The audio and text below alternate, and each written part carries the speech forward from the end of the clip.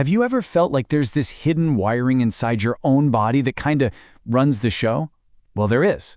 Today, we're going to explore that system, the one that controls how you feel from moment to moment.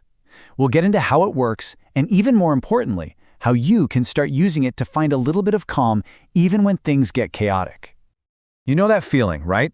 That knot in your stomach before a big meeting, or those butterflies when you're nervous, or maybe that deep gut feeling that tells you something just isn't right. We use these phrases all the time, but have you ever stopped to think about what is literally happening inside you when you feel them? Because here's the thing, these aren't just metaphors. They are real, physical signals.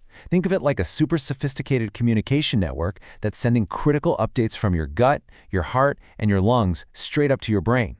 And it's shaping how you feel before you even have a chance to think about it. Okay, so if our body has its own secret language, how do we start to understand it? Well, it all begins with learning how to listen. And this kind of internal listening, it actually has a scientific name. It's a sense you use every single day whether you realize it or not. It's called interoception. And yeah, it's a sense, just like seeing or hearing, but this one is turned inward. That pounding heart you feel when you're anxious, those tight shoulders when you're stressed, that's all raw data. Your brain takes this constant stream of information and interprets it as your emotions. Interoception is, literally, the physical foundation of your entire emotional world. I mean, this quote just nails it, doesn't it? Your body isn't trying to trick you. It's giving you the straight-up facts. That tightness in your chest, or that sense of ease in your breath, that's your internal compass. It's designed to guide you, to let you know when you're safe and when you really need to be paying attention. So if interoception is the language, who's doing the talking? Who is the messenger? Well, let's meet the conductor of this whole internal orchestra and the real star of our show today, the vagus nerve. And its name, which comes from the Latin word for wandering, is just perfect, because that's exactly what this nerve does. It wanders all the way from your brainstem down through your neck, your chest, and your abdomen, branching out and plugging into pretty much every major organ you have. It's this huge, intricate network. But here is the part that might just blow your mind. We usually think our brain is the boss, telling our body what to do. But with the vagus nerve, a staggering 80% of the information flows the other way, from the body up to the brain. Your gut, your heart, your lungs, they are constantly reporting back, and that feedback is what tells your brain how to feel. So where does the vagus nerve fit into this whole system? Well, it's the main player in what's called your parasympathetic nervous system, which is basically your body's brake pedal. So think of it like this. Your nervous system is a car. The sympathetic side is the gas pedal. It revs you up for fight or flight. But the parasympathetic side, run by the vagus nerve, is the brake. It slows you down so you can rest and digest. The vagus nerve is that brake pedal. But here's the thing. It's not just a simple on or off switch. Thanks to something called polyvagal theory, we know there are really three main states. When we're in the green zone, the ventral vagal state, the vagus nerve is working perfectly. We feel safe, we're social, we're calm. But if a threat pops up, a car suddenly swerves in front of you, we slam on the gas and jump into the yellow zone. That's our fight or flight. And if the threat feels totally overwhelming and inescapable, the system can pull an emergency brake, throwing us into the red zone. That's a state of freeze or shutdown. Now, ideally, we just move smoothly between these states when we need to. But what happens when we get stuck? What happens when that internal compass of ours just breaks and starts spinning wildly? This quote completely reframes how we should think about trauma.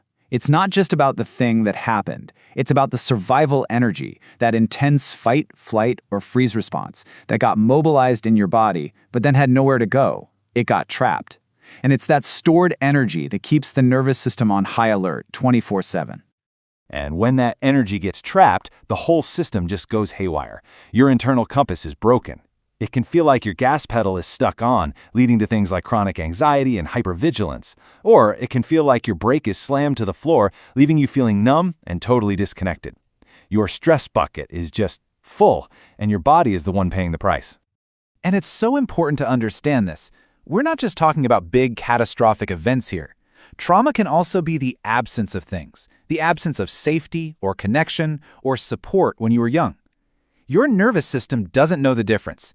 It just knows that its needs for safety weren't met, so it adapted to survive in that environment. But okay, here is the good news, and it's really good news. This is not a life sentence. You have a built-in reset button. You can absolutely learn how to use it to recalibrate your compass and start to find your way back to that feeling of safety.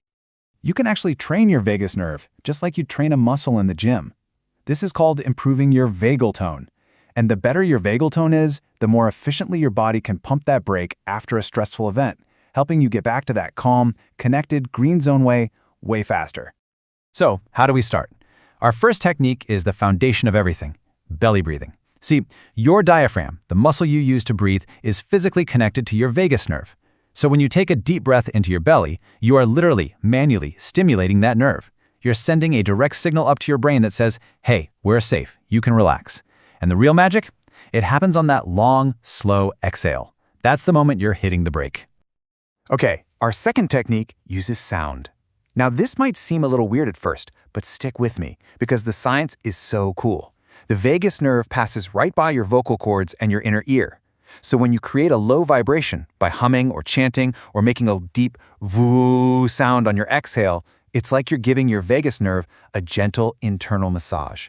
It sends these incredibly calming signals directly into your nervous system. This last technique might look a little strange, but I promise you it's so effective. Your eye movements are linked to these tiny muscles right at the top of your spine, exactly where the vagus nerve leaves the skull. So by keeping your head still and just stretching your eyes as far as you can to one side, you release this deep-seated tension. And when you feel that spontaneous sigh or yawn or a need to swallow, that's it. That's the physical proof that your nervous system is shifting gears and letting go of stress. So these tools are amazing, they're powerful, but it is so important to frame this the right way. This isn't about finding some kind of magic bullet or a quick fix. This is really about starting a journey. This quote just says it all, you know? The goal isn't to get to some perfect, imaginary place where we're free of all our burdens. Life is always going to have stress. There are always going to be moments that knock us into that yellow or red zone. The work isn't about trying to avoid those experiences. And this is the true meaning of resilience. It's not about being calm all the time. It's about building your capacity to handle life's challenges. It's about learning to recognize when you're off balance and knowing you have the tools to gently guide yourself back to that feeling of safety and connection. Back to your green zone. So, in the end, your body is always speaking to you. It's sending you signals, it's offering you guidance, it's literally holding the map to your own well-being. The only question left is, are you ready to start listening?